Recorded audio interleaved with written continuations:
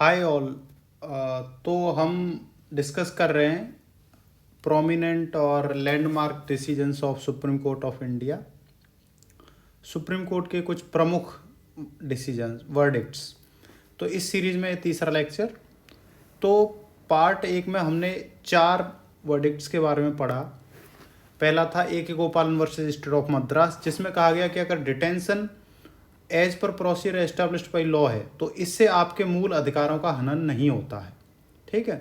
इसके बाद Maneka Gandhi versus union of India 1978 में इसको पलट दिया गया और सुप्रीम कोर्ट ने कहा कि अगर procedure prescribed by law fair, just और रीजनेबल नहीं है तो ये कैंसिल माना जाएगा। इसके बाद तीसरा एडीएम जौलपुर वर्सेस शिवाकांत शुक्ला 1976, इसमें कॉन्स्टिट्यूशन बेंच ने 4-1 की मेजोरिटी से कहा कि जब इमरजेंसी लागू है तो आर्टिकल 226 के तहत हेवियस कॉर्पस रिट दायर करने का आपका अधिकार सस्पेंड हो जाता है। फिर इसे K S Puttaswamy versus union of India 2017 में पलट दिया गया। तो ये 4 वर्डिक्ट हमने पहले पार्ट में पढ़े। इसके बाद हमने पार्ट 2 में पढ़ा शंकरी प्रसाद वर्सेस यूनियन ऑफ इंडिया, जिसमें सुप्रीम कोर्ट ने कहा कि आर्टिकल 368 के अंतर्गत पार्लियामेंट के पास संविधान संशोधन की असीमित शक्तियां हैं तथा वो पार्ट 3 में दिए गए भाग 3 में दिए गए मूल अधिकारों को भी संशोधित कर सकती है, छीन सकती है।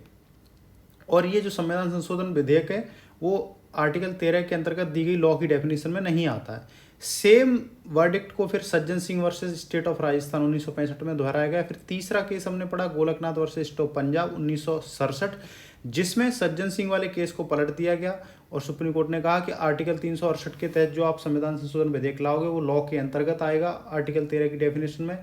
और उसके बाद संसद किसी भी हालत में जो भाग 3 में मूल अधिकार दिए उन्हें कम नहीं कर सकती है, उन्हें छीन नहीं सकती।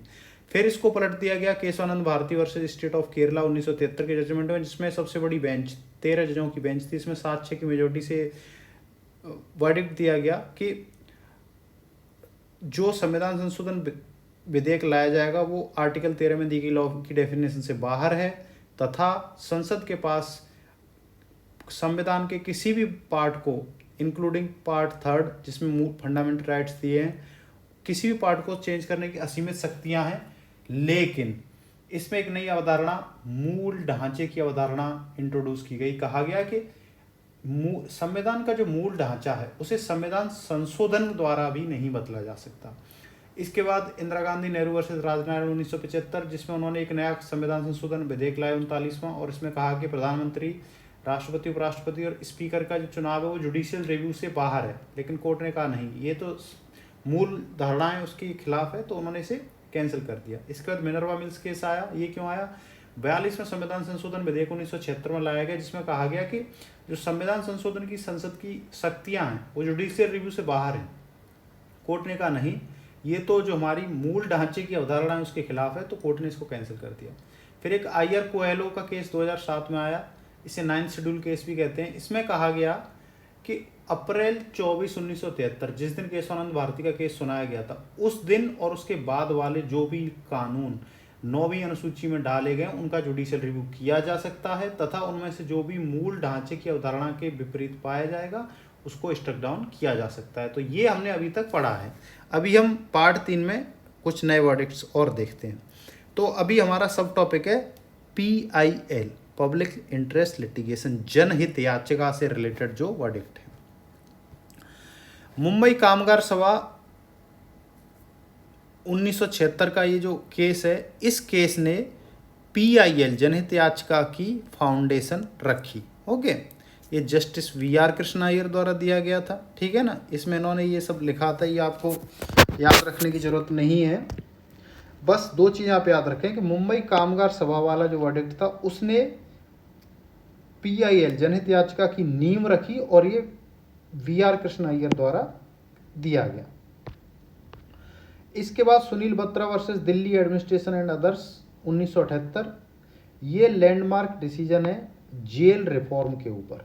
इसमें अपेक्स कोर्ट ने कहा कि जो जेल में कन्विक्ट हैं उन्हें भी आर्टिकल 21 के अंतर्गत राइट टू लाइफ मिला हुआ है और उन्हें उससे वंचित नहीं किया जा सकता। आर्टिकल 21 क्या था? इसमें 2 थे, राइट टू लाइफ और राइट टू पर्सनल लिबर्टी। तो ये जो कन्विक्ट्स हैं उनके लिए भी लागू है और उन्हें इससे वंचित नहीं किया जा सकता, एक्सेप्ट विधि द्वारा स्थापित प्रक्रिया के द्वारा, ठीक है ना। तो कोर्ट ने इस केस में बहुत सारे डायरेक्शंस दिए कि जेल इनमेट्स की कंडीशंस के बारे में, उनमें डिटेल्स में जाने की जरूरत नहीं, बस आपको ये पता होना चाहिए सुनील बत्रा वर्सेस दिल्ली एडमिनिस्ट्रेशन में प्रिजन रिफॉर्म की बात की गई थी। उसके बाद बंधुआ मुक्ति मोर्चा, ये सभी जनहित याचिकाएं हैं, ठीक है ना।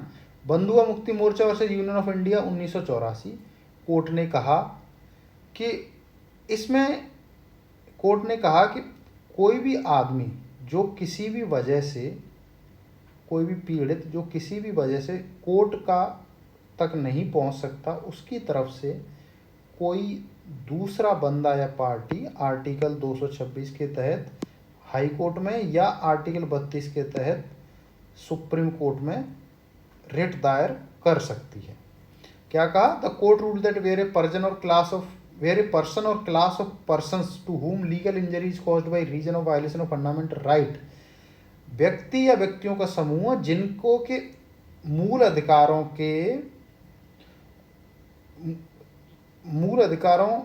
के वायोलेशन के कारण कोई लीगल इंजरी हुई है, ठीक है, उनके मूल अधिकारों का वायोलेशन हुआ है और they are unable to approach the court for judicial redress on account of poverty और डिसेबिलिटी और सोशल और इकोनॉमिक डिसएडवांटेज पोजीशन, और जो गरीबी या डिसेबिलिटी या सामाजिक आर्थिक रूप से डिसएडवांटेज्ड पोजीशन की वजह से अगर कोर्ट नहीं जा सकते, तो any member of the public can move the court for relief under article 32 और article 226 so that fundamental rights may be meaningful not only for the rich but also deprived people who by reason of lack of awareness assertiveness resources are unable to seek judicial redress. तो इसमें वो PIL की एक तरह से definition, PIL का logic ही है कि जनहित याचिका क्यों अलाउ की जानी चाहिए। इसमें कहा गया है कि जो भी व्यक्ति या व्यक्तियों का समूह जिनके फंडामेंटल राइट्स का वायोलेशन हुआ है और वो किसी भी वजह यानी गरीबी या अक्षमता या सामाजिक आर्थिक पिछड़ेपन के कारण सुप्रीम कोर्ट या हाई कोर्ट में नहीं जा सकते, तो पब्लिक का कोई भी मेंबर, कोई भी व्यक्ति आर्टिकल 32 के तहत सुप्रीम कोर्ट और आर्टिकल 226 की तरह हाई कोर्ट में उनकी तरफ से याचिका दायर कर सकता है, जिससे कि फंडामेंटल राइट केवल अमीर लोगों के लिए ही न रहें बल्कि गरीब और वंचित लोगों के लिए भी फंडामेंटल राइट्स को इंश्योर किया जा सके। ओके, बंधुआ मुक्ति मोर्चा, तो आप याद रखेंगे बंधुआ मुक्ति मोर्चा में कहा गया कि अगर कोई व्यक्ति खुद नहीं जा सकता कोर्ट तो उसकी तरफ से दूसरे व्यक्ति आर्टिकल 32 और 226 के तहत जा सकता है, ठीक है। अब हम बात करेंगे ह्यूमन राइट्स की। Common Cause versus Union of India, common cause एक NGO है, ये 2018 में बड़ा इंपॉर्टेंट वर्डिक्ट है, इस पर पिछली बार भी प्रश्न पूछा गया था। Common Cause versus Union of India, right to die with dignity. इसमें कोर्ट ने कहा कि जो आर्टिकल 21 में हमारा राइट टू लाइफ और पब्लिक और पर्सनल लिबर्टी है, जो जीवन का अधिकार और व्यक्तिगत स्वतंत्रता का अधिकार आर्टिकल 21 में दिया है, उसमें डिग्निटी के साथ मरने का अधिकार भी शामिल है, ठीक है ना। And the right to live with dignity also includes the smoothing of the process of dying in case of terminally ill patient or patient in PVS with no hope of recovery। और इसमें जो right to live with dignity है, इसमें दुख रहित मरने का अधिकार भी शामिल है, जैसे कि टर्मिनली इल पेशेंट्स होते हैं जिनके रिकवर होने का चांस नहीं है, या जो लोग PVS कंडीशन में इनका रिकवर होने का चांस नहीं है, तो ये उससे रिलेटेड है। ये पैसिव यूथीनेशिया से भी रिलेटेड वर्डिक्ट कहा जाता है, जिसमें पैसिव यूथीनेशिया को परमिट किया गया। इसका मैं बैकग्राउंड आपको बता देता हूँ। एक नर्स थी मुंबई में, उनके साथ बाढ़ में ही गैंग रेप किया गया। गैंग रेप के बाद उनको गले में लोहे की जो जंजीर होती है, सांकल जो बोलते हैं, वो डाल के उनको बांध के उनके साथ रेप किया गया, जिससे उनकी दिमाग में ऑक्सीजन का प्रवाह रुक गया, जिससे वो कोमा में चली गई। पिछले 36-37 साल से वो कोमा में ही थी, और जिस हॉस्पिटल में वो नर्स थी वहीं पे जो दूसरे नर्स और स्टाफ उनकी केयर कर रहे थे, इतने साल से कोमा में थी वो। तो PVS पैसिव वेजिटेटिव स्टेट भी बोलते हैं। तो उस केस में ये कॉमन कॉज नामक NGO ने एक याचिका दायर की थी कि उन्हें पैसिव यूथीनेशिया की परमिशन दी जाए। तो क्योंकि ये परमिटेड नहीं था इंडियन जो लॉज हैं उनमें, तो इस केस में ये एक्सेप्ट किया कोर्ट ने कि ठीक है, right to die with dignity है, वो आर्टिकल 21 में राइट टू लाइफ के अंतर्गत शामिल है। तो जो व्यक्ति जो पीवीएस पैसिव वेजिटेटिव स्टेट में है या जो टर्मिनली इल हैं और जिनकी रिकवर होने की कोई संभावना नहीं है, उनका जो मरने का प्रोसेस है उसे स्मूथन किया जा सकता है। ठीक है ना। फिर उसमें बहुत सारी गाइडलाइंस दी कि कौन परमिशन देगा, पहले उनके रिलेटिव देंगे या वो बंदा खुद देगा, रिलेटिव नहीं तो डॉक्टर्स डिसीजन लेंगे, वो डिटेल में जाने की ज़रूरत नहीं है। इसमें आप सिर्फ इतना याद रखें, Common Cause versus union of India 2018 में कि right to die with dignity है, वो राइट टू लाइफ आर्टिकल 21 में शामिल है तथा पैसिव यूथनेसिया से रिलेटेड ये है। पैसिव और एक्टिव यूथनेसिया, एक्टिव यूथनेसिया मतलब आपको इंजेक्शन या कुछ इस तरह दे के डेथ, और पैसिव यूथनेसिया क्या है कि आपको जो लाइफ सपोर्ट जो आपकी मशीन्स लगी हुई हैं उनको निकाल देना जिससे कि आपकी डेथ हो जाए। इसमें डिटेल डायरेक्शन दी गई इस रिगार्ड में। फिर एक केस है national legal service authority versus union of India 2014 में, नालसा वर्सेस यूआई। ये बहुत ही इम्पोर्टेंट और बड़ा ही अच्छा डिसीजन था। इसमें ट्रांसजेंडर जो पर्सन होते हैं, जिन्हें आप हिंदी में हिजड़ा या इस तरह बोलते हैं, उनको थर्ड जेंडर के रूप में रिकॉग्नाइज किया गया। और इसमें कहा गया कि gender identity is integral to dignity of an individual and it the core of personal autonomy self determination in article 14, 19, 21 of the constitution with their sweep include transgender not such limited to male और female. कि article 14, 19 और 21 में जो मूल अधिकार दिए गए वो मेल या फीमेल तक लिमिटेड नहीं है, बल्कि ये प्रत्येक जेंडर की इसमें शामिल है। तो इसमें एक तरीके से ट्रांसजेंडर पर्सन्स को भी थर्ड जेंडर के रूप में रिकॉग्नाइज किया गया। और सुप्रीम कोर्ट ने केंद्र और राज्य सरकारों को निर्देश दिया कि ट्रांसजेंडर को सोशली और सामाजिक और ये एजुकेशनल बैकवर्ड क्लासेस वाले सिटीजन्स को जो बेनिफिट और रिजर्वेशन है वो सभी इनको भी एक्सटेंड किए जाएं in cases of admission in education institute और पब्लिक अपॉइंटमेंट्स। फिर से justice K S Puttaswamy versus UI हमने पिछली बार भी ये पढ़ा था, जिसमें कि एडीएम जबलपुर वर्सेस सोमानंद शुक्ला वाले वर्डिक्ट को सुप्रीम कोर्ट ने पलट दिया था। इसमें एक और बात कही गई थी कि राइट टू प्राइवेसी है उसे फंडामेंटल राइट माना गया आर्टिकल 21 के अंतर्गत। इस केस में यह आधार केस के नाम से भी जाना जाता है। सुप्रीम कोर्ट ने कहा कि प्राइवेसी संवैधानिक रूप से प्रोटेक्टेड राइट है। ठीक है ना। तो जो आर्टिकल 21 है राइट टू लाइफ और पर्सनल लिबर्टी, उसके अंतर्गत राइट टू प्राइवेसी भी आता है। मैंने पिछले वीडियो में एक बात कही थी कि article 21 is Magna carta for procedural this law, ये सब। तो अभी आपने देख लिया राइट टू प्राइवेसी आर्टिकल 21 में, right to die with dignity article 21 में, और बहुत सारी चीज़ें हैं आर्टिकल 21 में। इसके बाद एक केस है नवतेज सिंह जौहर वर्सेस यूनियन ऑफ इंडिया 2018 का। 5 जज की बेंच ने ये बड़ा ही हिस्टोरिक और यूनानिमस डिसीजन दिया। सभी ने सर्वसम्मति से डिसीजन दिया और कहा कि section 377 of the Indian penal code decriminalising sexuality, इस सर्वसम्मत डिसीजन में आईपीसी के सेक्शन 377 में, जिसमें कि होमोसेक्सुअलिटी यानी समलैंगिकता को क्रिमिनल एक्ट माना गया था, इसने उस सेक्शन को ही रिमूव कर दिया। इन्होंने कहा कि ये सेक्शन 377 जो आईपीसी का ये अवैध है। समलैंगिकता को इन्होंने डीक्रिमिनलाइज कर दिया, समलैंगिक होना क्रिमिनल नहीं है। सुप्रीम कोर्ट ने कहा कि जो सेक्सुअल ओरिएंटेशन है वो liberty, dignity, privacy, individual autonomy, equality, इस सब में निहित है। इंट्रिंसिक है मतलब निहित है। और जो 2 कंसेंटिंग एडल्ट हैं, एडल्ट मतलब 18 साल से ज़्यादा उम्र के बंदे, उनके भी जो इंटीमेसी है, सेम सेक्स के भले ही बंदे हैं, वो लेजिटिमेट इंटरेस्ट ऑफ स्टेट, उसमें राज्य के कोई दखल नहीं होना चाहिए, वो राज्य के इंटरेस्ट से बाहर है। ठीक है। तो सेक्शन 377 जो कंसेंसुअल सेक्सुअल एक्ट्स को एडल्ट्स के को प्राइवेट में भी क्रिमिनलाइज एक्ट मानता था, उसको कोर्ट ने कहा कि आर्टिकल 14, 15, 19 और 21 का वायलेशन। क्यों? आर्टिकल 14 क्या कहता है? आर्टिकल 14 कहता है कि equality of law and equal protection of law for all. Article 15 क्या कहता है, किसी के साथ भी डिस्क्रिमिनेशन नहीं किया जाएगा सेक्स के बेसिस पे, लिंग के बेसिस पे। आर्टिकल 19 फ्रीडम ऑफ एक्सप्रेशन, तो उसका भी वायलेशन है कि लोग बता नहीं सकते कि मैं गे हूँ, कि मैं क्या हूँ, लेस्बियन हूँ। Article 21 right to life, right to life में right to dignity, right to personal liberty, ये सब शामिल है।